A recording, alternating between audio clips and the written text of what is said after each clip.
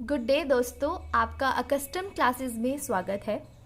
कल मैंने आपको करवाया था बैंक रिकन्सिलेशन स्टेटमेंट में, जब हम लोग फेवरेबल बैलेंसेस में स्टार्टिंग पॉइंट्स या तो अपना कैश बुक का डेबिट बैलेंस या फिर पासबुक का क्रेडिट बैलेंस लेते थे। आज मैं करवाऊंगी आपको अनफेवरेबल बैलेंसेस, मतलब जब आपके बैंक ओवरड्राफ्ट शो करता है, ठीक है, या मतलब जब आपके कैश बुक में बैंक का बैलेंस क्रेडिट बैलेंस शो होता है और पासबुक में आपका डेबिट बैलेंस शो करता है। ओके, तो उस पॉइंट से जब हम लोग अपना स्टार्टिंग लेके चलते हैं बीआरएस की, बैंक रिकन्सिलेशन स्टेटमेंट्स की, तो उसको हम लोग क्वेश्चन को कैसे अटेम्प्ट करेंगे वो। और अपार्ट फ्रॉम दिस, ये तो चलो आपका रिवीजन हो गया, मैं आपको बताऊंगी कि बैंक रिकन्सिलेशन स्टेटमेंट का क्वेश्चन कैसे अटेम्प्ट करोगे आप, ठीक है। कैसे, अगर जिसको अभी तक 2-3% ही चीज़ें समझ में आई हैं, उसका भी कैसे बैंक रिकन्सिलेशन स्टेटमेंट का क्वेश्चन सही निकलेगा, वो देखना आप मेरे साथ, ठीक है। तो बिना टाइम वेस्ट करे हम लोग स्टार्ट करते हैं, ठीक है। देखो, ये मैंने आपको बता दिया कि आज हम लोग स्टार्ट क्या करने वाले हैं। ओके, तो थ्योरी में अगर आपको अब लपेट के पढ़ना है अपने बुक की लैंग्वेज के हिसाब से, ठीक है, तो आप इसको पढ़ना और पढ़ के चक्कर आने लगेंगे। इस तरीके से आपकी जो रेफरेंस बुक एंड एनसीईआरटीज में गिवन होता है, ठीक है, चक्कर आने लगते हैं ये चीज़ें देख देख के। ये मेरी आपको ना एक एडवाइस है कि ये जब मैं आपको पूरा कॉन्सेप्ट समझा दूंगी, उसके बाद ये लाइन पढ़ना, तब आपको समझ में आएगा कि एग्जैक्टली मैं कहना क्या चाह रही थी और आपकी बुक में लिखा क्या है। ओके, तो इसको हम लोग बाद में देखेंगे, पहले हम अपने मेन मुद्दे पे आ जाते हैं। देखो, कल मैंने आपको ऐसे ही ये ट्रांजैक्शंस लिख के बताई थी, है ना, 17 टाइप ऑफ जो आपकी मेन ट्रांजैक्शंस हैं जो आप अपने क्वेश्चन में डील करने वाले हो, उसी तरीके की ट्रांजैक्शंस हम लोग आज फिर से देखेंगे। देखो, आज मैं इसको ना आपको थोड़ा सा एक डिफरेंट अप्रोच के साथ समझाने की कोशिश करती हूँ, जिससे आप लोग अपने प्रैक्टिकल पोर्शन भी अटेम्प्ट करने वाले हो। जब हम लोग कैश बुक की बात करते हैं, ठीक है, हम अपने पुराने दिनों में वापस चलते हैं, जब हम लोग बहुत अच्छे से अपनी सब्सिडरी बुक्स को प्रिपेयर कर रहे थे, है ना। उसमें देखो, जब मैं कैश बुक बनाती थी, ठीक है, कैश बुक में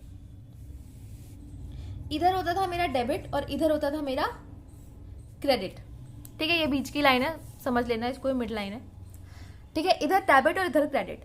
और क्योंकि मैं कहती थी आपको कि कैश बुक जो है वो मेरे कैश अकाउंट के कॉन्सेप्ट्स को फॉलो करता है, तो जब भी कुछ इंक्रीज होता था, ठीक है, कैश का इनफ्लो होता था, तो मैं डेबिट साइड लिखती थी, और जब कुछ क्रेडिट होता था या फिर आउटफ्लो होता था, जब मेरा कैश या बैंक का बैलेंस डिक्रीज होता था, तब मैं उसको क्रेडिट साइड लेती थी।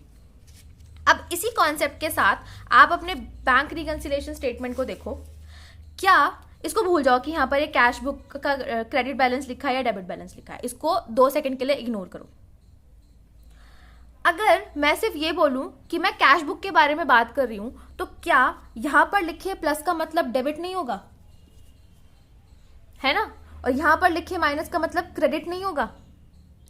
बताओ, जब मैं कैश बुक के बारे में बात कर रही हूं, तो क्या मेरा यहां पर प्लस लिखा हुआ डेबिट कहलाएगा और माइनस लिखा हुआ क्रेडिट लिखाएगा, ठीक है। और यही चीज, सेम एग्जैक्टली चीज मैंने आपको तब भी समझाई थी जब मैं आपको इसके रूल्स करवा रही थी।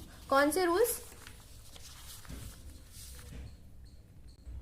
ये वाले रूल्स। देखो, मैंने ये कहा था आपसे कि कैश बुक में डेबिट का मतलब क्या होता है? प्लस, और क्रेडिट का मतलब क्या होता है? माइनस, ठीक है। ये वाली चीज, इस चीज को ध्यान में रखो।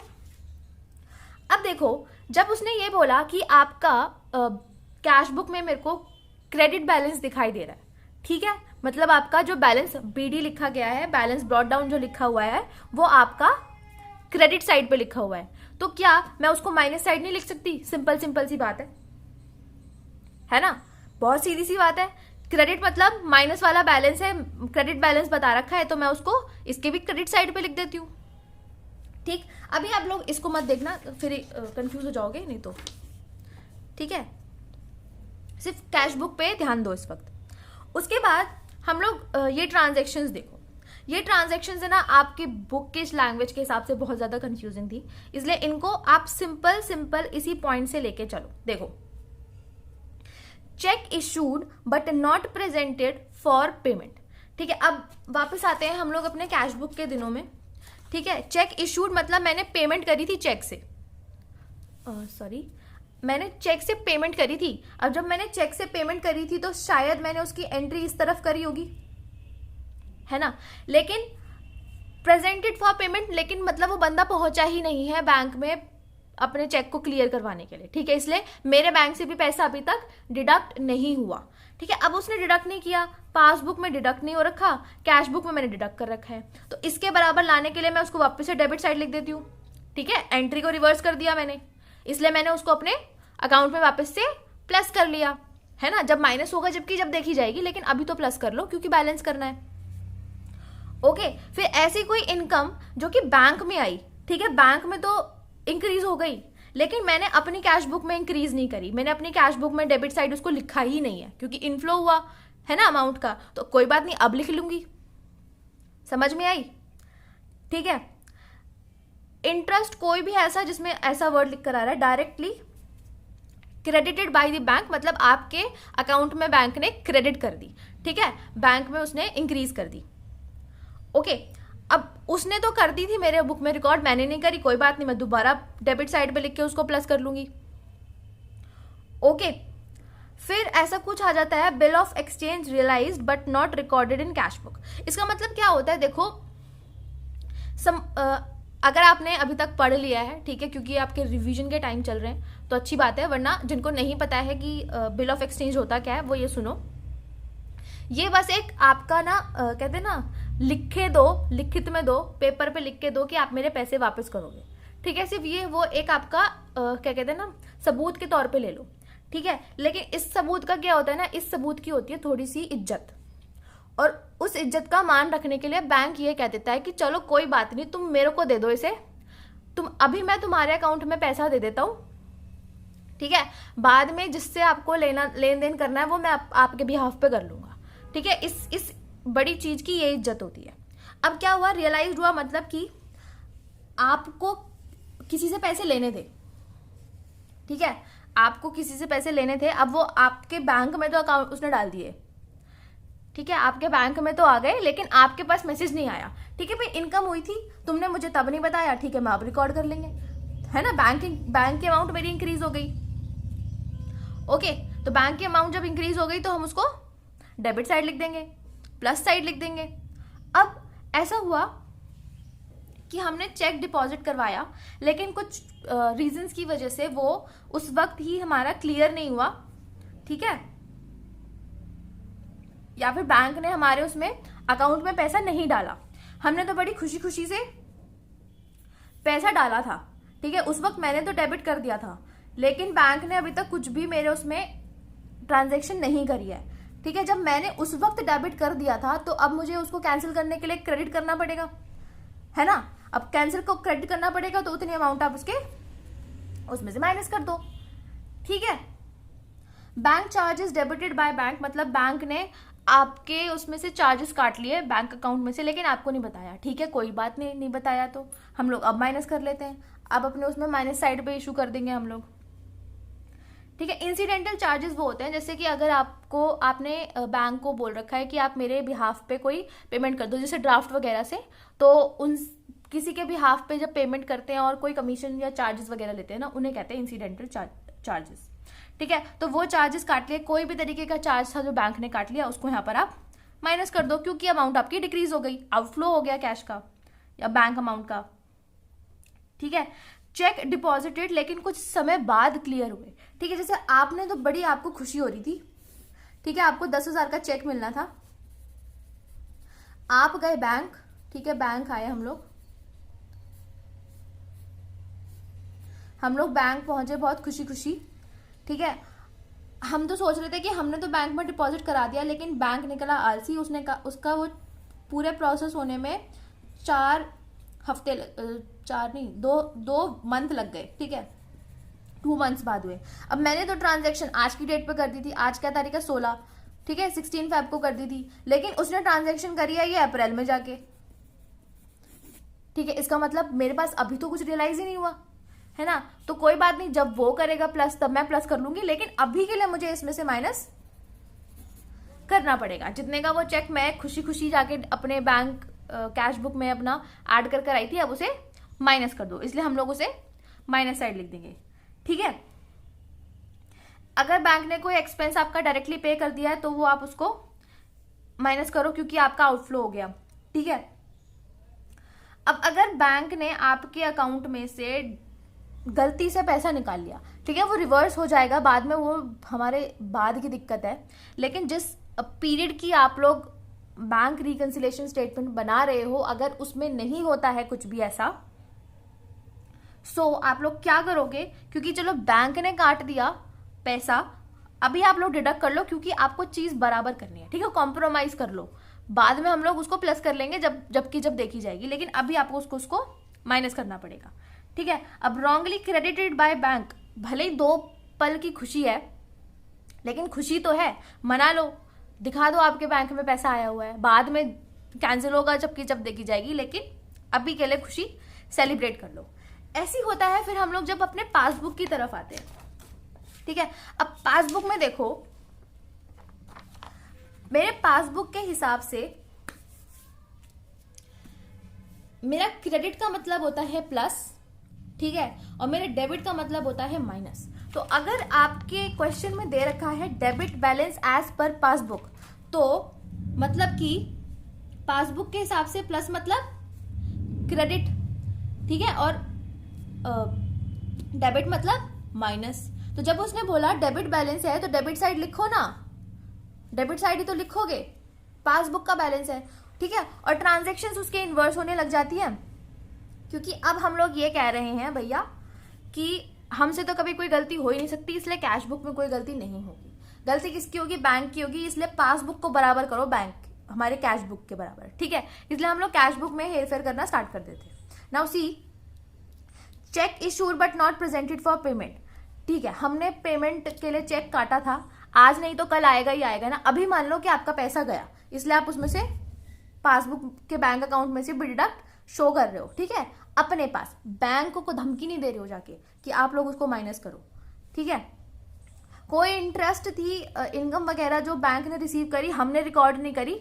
ठीक है, हमने रिकॉर्ड नहीं करी, मान लो कि वो इनकम हुई नहीं थी, अब उसे माइनस कर दो बैलेंस करने के लिए। ठीक है, अगर बैंक ने क्रेडिट कर दिया आपके उसमें, तो वही सेम चीज है, क्योंकि कैश बुक में रिकॉर्ड नहीं हुई तो उसे माइनस कर दो। ठीक है, अब कैश बुक में हमने डेबिट कर दी थी इनकम, लेकिन बैंक में ट्रांसफर नहीं हुई थी, कोई बात नहीं, हम मान लेंगे कि हमने बैंक में भी ट्रांसफर अपनी कर दिया, इसलिए हम उसको प्लस साइड पे शो कर देंगे। ठीक है, bill of exchange realise but not recorded in cash book.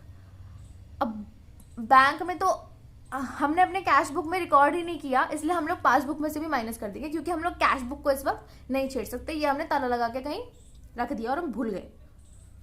Okay, अब बैंक ने चार्ज लिए, काट दिए गलती से आपके उसमें, उसमें से काट लिए बैंक अकाउंट में से, तो अब आपको वो कह रहा है कि ठीक है, तुमने तब काटे थे, अब वापस करो, क्योंकि मुझे अपने उसको बैलेंस करना है। ठीक है, कोई चार्जेस अगर बैंक ने दूसरे काट लिए हैं तो कोई बात नहीं, अभी उनको फिलहाल में प्लस कर लो, क्योंकि हमें बैलेंस करना है। ठीक है, अगर कोई एक्सपेंस है बैंक ने डायरेक्ट पे कर दिया, हमें तो बताया नहीं है ना, हमें नहीं बताया कि तुमने पैसा काटा है, तो हम कैसे माने, उसको अभी प्लस करो, क्योंकि अभी तक मैंने अपने कैश बुक में एंट्री उसकी नहीं करी है। ठीक है, अगर रॉन्गली डेबिटेड बाय बैंक, अगर गलती से पैसा बैंक ने आपके उससे विड्रॉ करके दिखा दिया, कोई बात नहीं, उसे क्रेडिट करो दोबारा से, है ना, उसको क्रेडिट करो, उसको कैंसिल करो, क्योंकि हमारा तो नहीं है, मतलब उसको क्रेडिट करो ये दिखाने के लिए कि तुमने गलती से पैसा कैसे निकाल लिया, क्योंकि एक्चुअल में तो मेरे पास स्टैंडिंग उतना ही है ना जितना होना चाहिए। और रॉन्गली क्रेडिटेड बाय बैंक, अगर गलती से बैंक ने आपके उसमें डाल दिया, कोई बात नहीं, घटा दो, क्योंकि वो हमारा नहीं है। ओके, सो मैं आपको क्या बताना चाहती हूं, देखो एक चीज है ना, आप बहुत ध्यान से देखना, जब हमने डेबिट बैलेंस से भी किया था और हम लोग क्रेडिट बैलेंस से भी कर रहे थे, तो इन ट्रांजैक्शंस को छोड़कर, ये डेबिट और क्रेडिट की स्टार्टिंग पॉइंट को छोड़कर बाकी की सारी एंट्रीज आपकी बिल्कुल सेम रहती है, भले ही कैश बुक का डेबिट बैलेंस दे रखा हो या फिर कैश बुक का क्रेडिट बैलेंस दे रखा हो, जो चीजें प्लस होंगी वही चीजें आपकी प्लस साइड में लिखी जाएंगी। ओके। और पासबुक में भले ही आपको क्रेडिट बैलेंस दे रखा हो या फिर डेबिट बैलेंस दे रखा हो, जो चीजें आपकी पासबुक में स्टार्टिंग पॉइंट को लेते वक्त जो चीजें आपकी प्लस माइनस होती हैं वही उसी तरीके से चलेंगी। अब बात आती है लैंग्वेज की, कि फिर हमारी बुक में उल्टा सीधा क्यों लिखा होता है? क्या बुक वालों को पता नहीं है कि क्या लिखना है? उन्होंने भी सही लिखा हुआ है, पता है आपका उनको उनका कहने का क्या मतलब है इसमें। अब एक बार इस चीज को भी देखो, उसमें लिखा होता है कि जिसकी भी वजह से आपका ओवरड्राफ्ट बैलेंसेस जो हो रहा है वो घट रहा है। ठीक है, ओवरड्राफ्ट बैलेंस घटता है तो उसको ओवरड्राफ्ट में वापस से ऐड कर दो। वो आपके डेबिट बैलेंस में ऐड करने की कोशिश नहीं कर रहा। ठीक है, सपोज आपका माइनस के 10 रुपए थे। ठीक है, अब इसमें अगर आपको इसको माइनस का 11 बनाना है तो आप इसमें क्या करोगे बताओ? +1 करोगे या फिर -1 करोगे? बताओ। -1 करेंगे ना, तभी तो -11 पहुंचेगा।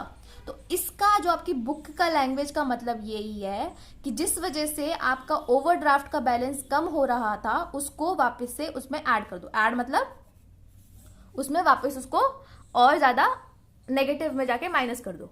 ठीक है, सिर्फ इसका मतलब सिर्फ इतना सा ये है। आपको समझ में आता है तो ठीक, नहीं तो छोड़ दो। ठीक है, कोई मतलब नहीं है इन चीजों का। अल्टीमेटली निकल के सारी आपकी यही चीज आएंगी। ये मैं आपको रब करके आपके बुक में उसमें नोट्स में अपलोड कर दूंगी। ठीक है, बाकी की सारी ट्रांजेक्शन्स आप लोगों की सेम है। ठीक है, undercast and overcast का भी आपका सेम ही चलता है। ठीक है, अंडर कास्ट और ओवर कास्ट का भी आप लोगों का बिल्कुल सेम ही चलता है, भले क्रेडिट हो या डेबिट हो। ऑप्शन बिल्कुल आपकी जो बाकी की एंट्रीज की जो ट्रीटमेंट है वो बिल्कुल सेम जगह ही पोस्ट होती है। ठीक है, पासबुक और कैश बुक के हिसाब से जो अपने अलग अलग रूल्स चल रहे थे, बस फिर एंड में डिफरेंस आ जाता है। ठीक है, अब एंड में डिफरेंस क्या आ जाता है कि जब हमने स्टार्ट किया था credit balance of cash book से तो एंड होगा पासबुक पे, लेकिन पासबुक का कौन सा बैलेंस? Debit balance. अब देखो ये कैसे चीज समझ में आई। अब फिर देखो, कैश बुक के हिसाब से माइनस मतलब क्रेडिट और प्लस मतलब डेबिट। तो जब मैंने टोटल किया तो मुझे ये एहसास हुआ कि मेरा डेबिट साइड पे मतलब प्लस साइड पे शॉर्टफॉल आ रही थी, तो मैंने शॉर्टफॉल प्लस साइड पे लिख दिया। तो वो कौन सी साइड हो गई? डेबिट। और पासबुक में डेबिट बैलेंस मतलब उसका नेगेटिव बैलेंस। समझे? इसलिए इसको ऐसे हम लोग करते हैं। अब जिसको रिपीट करने की जरूरत है वो वापस से वीडियो को रिपीट करके सुन लेना, नहीं तो हर चीज इसमें नोट्स में लिखी हुई है, आपको बहुत अच्छे से समझ में आ जाएगी। ठीक है, अब आपका एक लास्ट छोटा सा टॉपिक बच गया है, उसको देखते हैं हम लोग आज करेंगे या कल करेंगे। ठीक है, अभी मैं आपका एक प्रैक्टिकल क्वेश्चन करवाने वाली हूँ यही डेबिट क्रेडिट वाले मेथड से, ताकि आपको समझ में आए कि आप लोग क्वेश्चन कैसे अटेम्प्ट करने वाले हो। ओके, सो इलस्ट्रेशन देखो मैं कौन सी ले रही हूँ। आप लोगों की मैं ले रही हूँ इलस्ट्रेशन नंबर 6, जो आपके न्यू एडिशन टीएस गरेवाल में 12.15 पेज नंबर पे है। ठीक है, इसका स्क्रीनशॉट ले लो जिनके पास ये क्वेश्चन है नहीं, जल्दी से। ओके, अब सभी साथी मेरे साथ अपनी पहला पॉइंट पढ़ेंगे।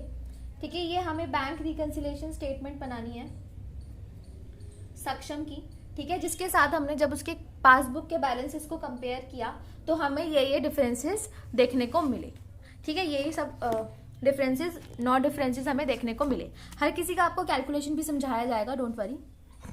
सबसे पहले हम लोग अपनी फर्स्ट पॉइंट को पढ़ते हैं। ठीक है, आपको देखो balance as per cash book दे रखा है 79,140। ठीक है, अब देखो यहाँ पर है ना कुछ भी नहीं लिखा हुआ और पॉजिटिव आपको बैलेंस दे रखा है, प्लस में दे रखा है, तो हम इसको मान के चलेंगे कि आपका डेबिट बैलेंस है।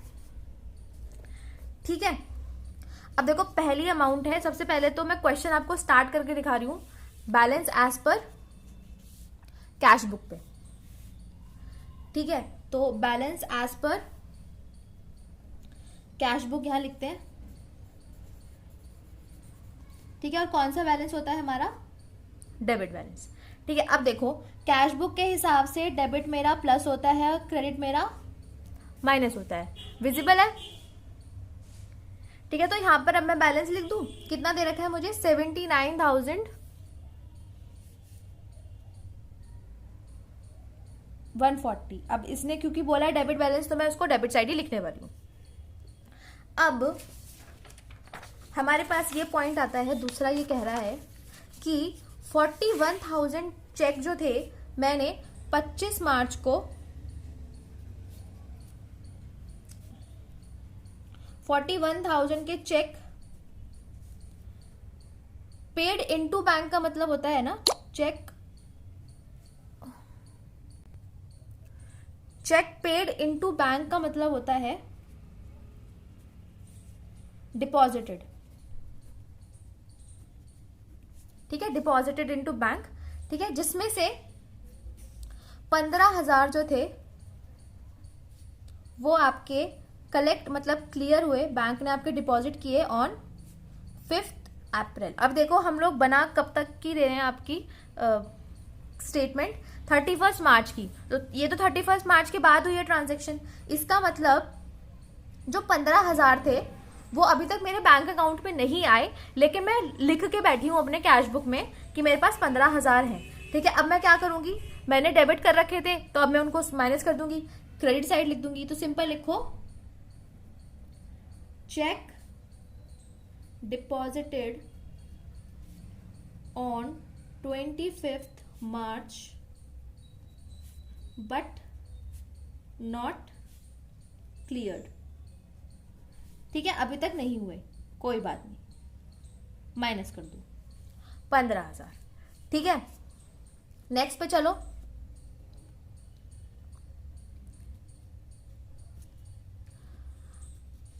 नेक्स्ट आता है हमारा out of cheques drawn amounting 15,600 on 28th March, a check of 5,000 was presented on 3rd April।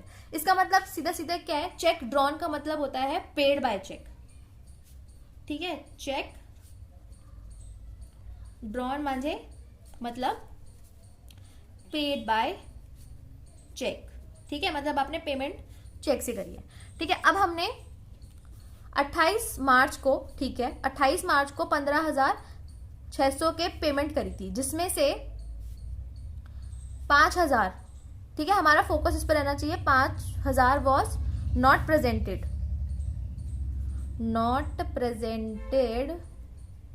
Till 31 मार्च तक। ये सबसे इंपॉर्टेंट पॉइंट है आपका डेट। ठीक है, इन टाइप के ट्रांजेक्शन्स में, इसलिए मैंने आपको सिंपल क्वेश्चंस और सिंपल लैंग्वेज वाला क्वेश्चन ना कराने की बजाय एक अच्छा लैंग्वेज वाला क्वेश्चन चूज किया। ठीक है, अब फिर हम यहां लिखेंगे क्या, चेक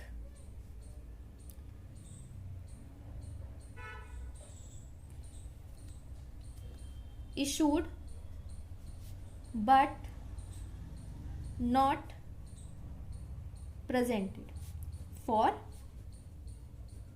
पेमेंट। ठीक ठीक है, मैंने तो डिडक्ट कर दिए थे। अब देखो इसकी बनी क्या थी, जब मैंने कैश बुक बनाई थी तो मैंने कैश बुक में यहां लिख दिया था बाय बैंक करके, है ना, या फिर बाय उसका, सॉरी, क्रेडिटर का नाम सपोज एक्स को लेना था हमें, तो एक्स के अकाउंट में से मैंने सीधा सीधा 15,600 को माइनस कर दिया था। लेकिन 5,000 की अभी तक पेमेंट हुई नहीं है अभी तक, है ना, 5,000 तो डिडक्ट ही नहीं हुए, तो उसको मैं वापस से ऐड कर दूंगी। ठीक है, तो वापस से ऐड कर दो, नुकसान हुआ नहीं है तो बेफालतू में आपको उसका बोझ उठाने की क्या जरूरत है, जब होंगे तब की तब पेमेंट देखी जाएगी, अभी तक तो नहीं हुई ना। फिर अच्छा, अब चेक जो था, देखो थर्ड पॉइंट क्या कह रहा है, cheque entered in cash book, लेकिन हम उसको बैंक मतलब बैंक में भेजना भूल गए। ठीक है, अब इनमें टर्म्स भी सीखो आप। बैंक का मतलब क्या होता है, डिपॉजिटेड इनटू बैंक।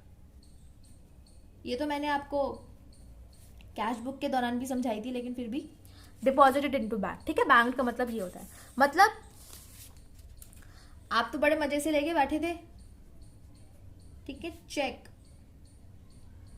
रिकॉर्डेड या फिर entered in cash book but not deposited in bank. ठीक है, अब आपने अपने उसमें अमाउंट दिखा दी, खुशी खुशी में इतनी खुशी हो गई आपको 2000 के चेक की कि आपने अपने कैश बुक में तो डाल दिए, लेकिन आप लोग बैंक में डिपॉजिट करना भूल गए। बट फिर इसका मतलब क्या हुआ, एक्चुअली में तो आपके पास पैसा अभी तक बैंक में पहुंचा ही नहीं ना, तो उसको माइनस कर दो, क्योंकि हम लोग पासबुक नहीं छेड़ सकते, है ना, तो कोई बात नहीं, उसको माइनस कर दो। अब देखो ये हो गया हमारा। अब देखो दूसरा क्या कह रहा है, a cheque of 1200 deposited into bank but omitted to be recorded in cash book and was collected on 29 March. अब देखो इसमें इंपॉर्टेंट बात यह है कि ये 29 मार्च को हो गया, मतलब 31 मार्च से पहले हो गया। 31 मार्च से पहले हो गया मतलब इस महीने की जो हमारी ट्रांजेक्शन्स रिकॉर्ड हो रही थी उसमें ये आना चाहिए था, लेकिन मैं करना भूल गई रिकॉर्ड। तो मैं क्या करूंगी अब, check deposited into bank but not recorded in cash book. कोई बात नहीं, तब रिकॉर्ड नहीं किया था तो अब रिकॉर्ड कर लो, 1200 यहां लिख दो, ठीक है। फिर अ bill receivable of 1040 previously discounted, मतलब प्रीवियसली डिस्काउंटेड का मतलब ही यही होता है कि बैंक ने आपकी जिम्मेदारी ले ली पेमेंट करने की, ठीक है। with the bank had been dishonored but the advice was received on 3rd April। इसका मतलब क्या, advice was received on 3rd April मतलब बैंक की तरफ से आपको इंफॉर्मेशन 3 तारीख को मिली, 3 अप्रैल को। 31 मार्च के तो बाद है, तो मेरे मतलब की चीज नहीं है इस वक्त ये, लेकिन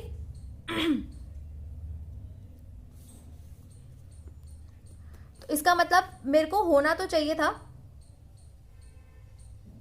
मतलब मेरे को नुकसान तो हो गया था लेकिन मैंने रिकॉर्ड नहीं किया, है ना। एट दैट प्रेजेंट टाइम मेरे को रिकॉर्ड तो वो तो हो गया था नुकसान। डिस्काउंटेड बिल रिसीवेबल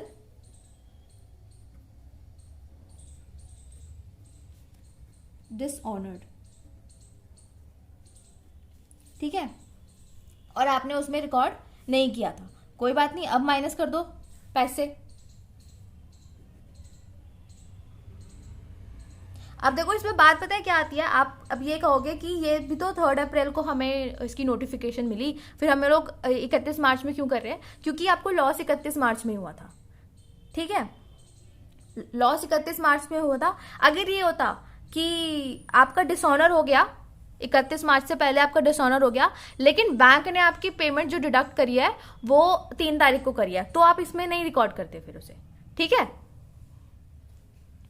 अब इसके बाद हमारा 6th पॉइंट क्या कहता है, a bill for 20,000 was retired और paid by bank under a rebate but the full amount of the bill was credited in the bank column of cash book. अब इसका मतलब देखो, रिटायर्ड और पेड का मतलब तो समझ में आ गया होगा यहां से पढ़ के, इसका मतलब कि बैंक ने आपके बिहाफ पे पेमेंट करी थी। ओके, हमने क्या किया, मेरी पेमेंट थी, सपोज यहां लिख लो सिंपल बाय पेमेंट, ठीक है, ये मैं कैश बुक बना रही हूं, मैंने सिंपल डाल दी 20,000, लेकिन बैंक को मिला था, लेकिन जब मैंने बैंक से एक्चुअली में मेरी पेमेंट जो गई थी वो 20,000 माइनस 300 मतलब 19,700, 19,700 जो था वो एक्चुअली में पेमेंट गई थी, और मैं रिकॉर्ड करके बैठी हूं, मैं दुख मना रही हूं 20,000 का, ठीक है, मतलब 300 रुपए की तो मेरे को खुशी ही नहीं मिली अभी तक, तो कोई बात नहीं, जब नहीं मिली थी अब ले लो, ठीक है।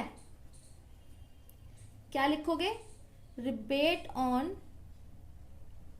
Bill not entered in cash book, ठीक है, मतलब आपको फायदा होना था पर आपने लिया नहीं, कोई बात नहीं, अब उसे प्लस कर लो। अब 7th पॉइंट ये कहता है, a cheque of 5,000 wrongly credited in passbook on 29th March was reversed on 2nd April। अब देखो ये जो गलती से ट्रांजैक्शन हो गई, मतलब आपके क्रेडिटेड का मतलब क्या होता है कि बैंक ने आपके अकाउंट में उसको डिपॉजिट कर दिया, है ना, मतलब आपके अकाउंट में उसको ऐड कर दिया, वो आपके अकाउंट में आ गई, लेकिन 29 मार्च को, मतलब 31 मार्च से पहले पहले वो आपके अकाउंट में शो कर रही थी, लेकिन उसकी रिवर्स एंट्री 2nd अप्रैल को हुई, तो हमें रिवर्स एंट्री से अभी कोई लेना देना नहीं है, अभी तो वो है ना, हाथ में आया लड्डू है चख लो, कोई बात नहीं, चख लेंगे हम इसको। यहां लिखेंगे, आप क्या लिखोगे आप लोग? Cheque wrongly credited by bank. कोई बात नहीं, 2 दिन की खुशी है, कोई बात नहीं, अभी ले लो, बाद में वापस कर देना। तो अब यहां पर लिख दोगी 5,000, ठीक है? आप भी ऐड कर लो, खुशी मनाओ। अब अगला क्या है कि आपके बैंक में से, बैंक अकाउंट में से गलती से आपके बैंक में से पैसे निकाल लिए गए, ठीक है, रॉन्गली डेबिटेड बाय बैंक, जिसकी रिवर्स 10 अप्रैल को हुई। जब वो पैसा वापस आएगा तब की तब देखी जाएगी, लेकिन अभी तो मेरा नुकसान हो गया ना, अभी तो दिखाओगे आपका नुकसान हो गया, ठीक है? A cheque of 400 drawn on savings account has been shown as drawn on current account in cash book. अच्छा देखो, इसका मतलब क्या है? सबसे पहली बात तो ना, ये बैंक रिकंसिलिएशन स्टेटमेंट 90% 99% जो होती है ना, वो करंट अकाउंट की बनती है। करंट अकाउंट का मतलब ये होता है कि आपको बैंक से ट्रांजेक्शन करने की कोई लिमिट नहीं होती करंट अकाउंट में, जबकि सेविंग्स अकाउंट में एक रिस्ट्रिक्शन होती है कि आप इस कुछ पर्टिकुलर ट्रांजेक्शन या फिर पर्टिकुलर अमाउंट से ज्यादा आप लोग लेन देन नहीं कर सकते बैंक अकाउंट के थ्रू, ठीक है? तो हम लोग करंट अकाउंट, जो बिजनेस ओनर्स होते हैं वो करंट अकाउंट ही खुलवाते हैं बैंक का, ठीक है? तो हमने क्या किया, हमने गलती से ये दिखा दिया, हमने पेमेंट करी थी, मतलब इसका मतलब पता है क्या है? 9th वाले पॉइंट का सिंपल लैंग्वेज में ये है कि payment was to be made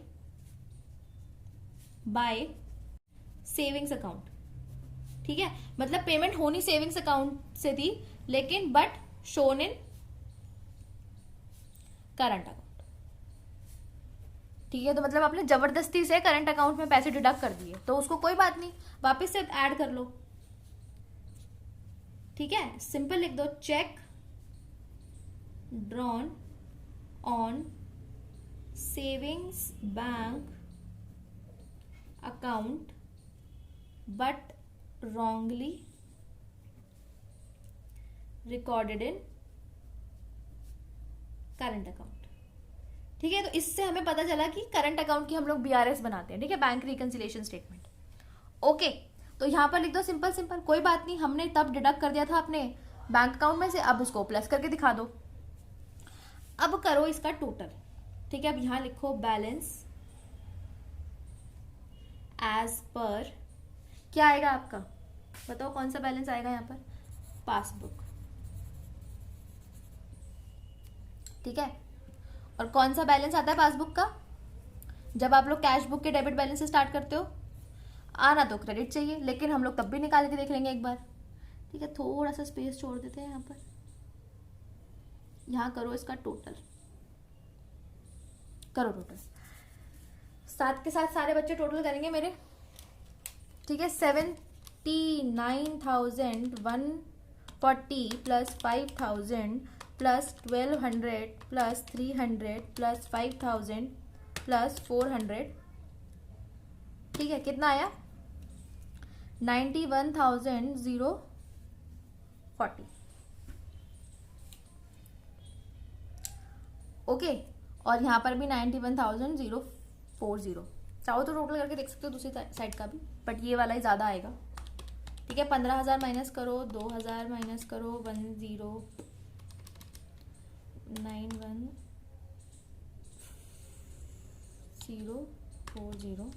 15,000 minus 2,000 minus 1040 minus 10,000, कितना आया? 63,000।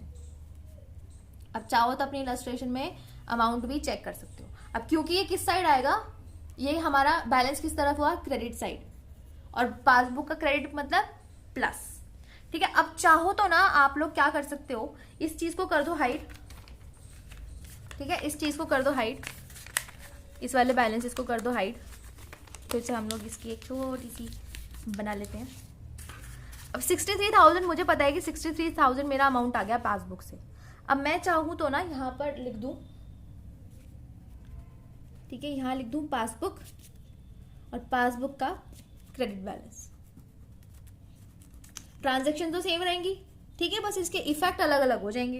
कैसे हो जाएंगे ये देखो, यहां लिखो आप लोग बैलेंस एज पर पासबुक और क्रेडिट बैलेंस, ठीक है। अब कितना बैलेंस निकल कर आया था, अब पासबुक का क्रेडिट मतलब प्लस और डेबिट मतलब माइनस, ठीक है। तो 63,000 आप यहां लिखोगे,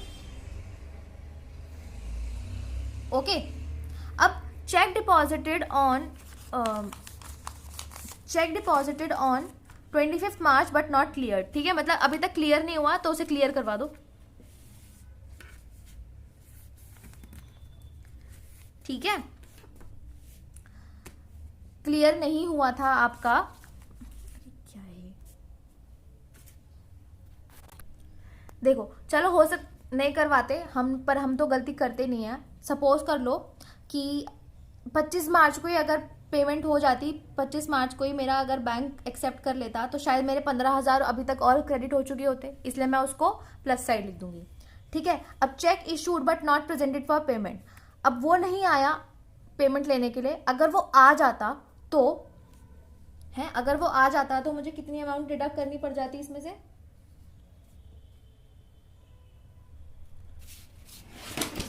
5,000, ठीक है। तो अगर पेमेंट हो जाती तो 5,000 और मेरे में से विड्रॉ हो जाते, ठीक है, तो मैं उसको डेबिट साइड लिख देती हूं।